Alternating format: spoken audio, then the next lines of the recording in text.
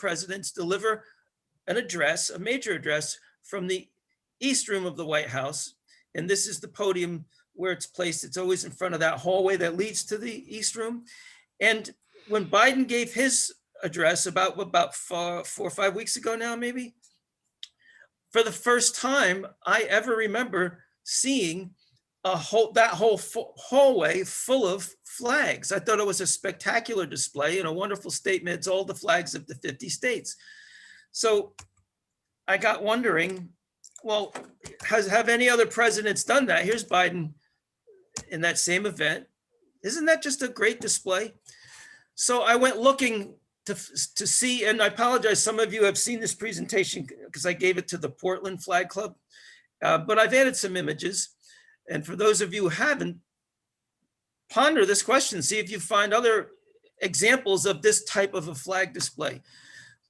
I went back and I searched. The only one I could find of Reagan in that same position was this one, but we can see that there's no hallway full of flags. There's W on the way to the podium, same hallway, no flags, except the two that are probably always there. There's President Obama, again, no flags. And the Donald, same hallway, no flags.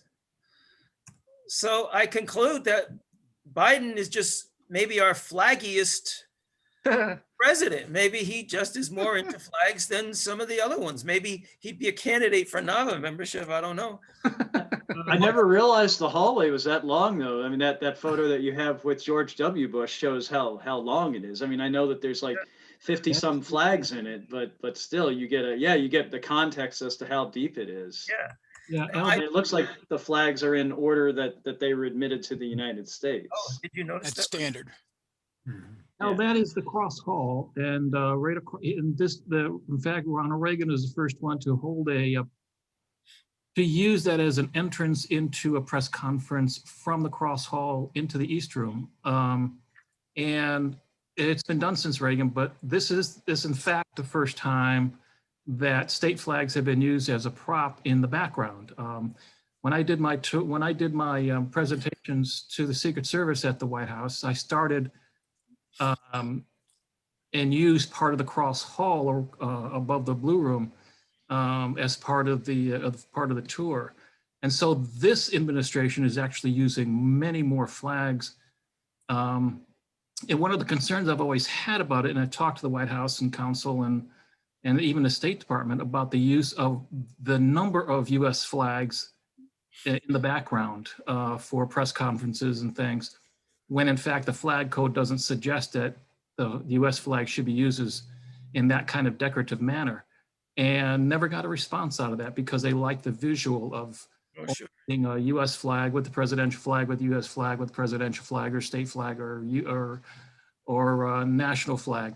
You talked about the use of flags here by the White House and suggested that, they may be closet vexillologists. Well, the last administration used a number of flags in the Oval Office we hadn't seen before. Instead of the usual US flag and presidential flag behind the desk, that administration used a series of 4 different US and presidential flags, along with all of the military flags scattered throughout the Oval Office, to the point where, it was just choking with flags.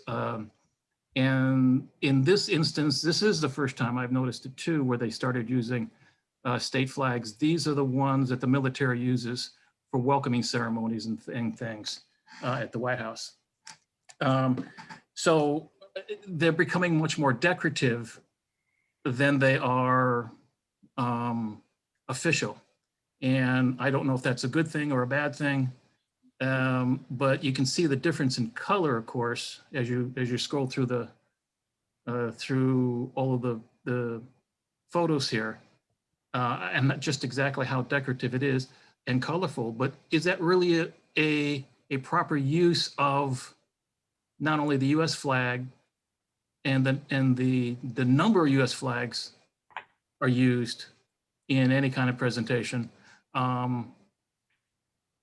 in these type of press conferences, but also campaigns are doing it, and the State Department is doing it.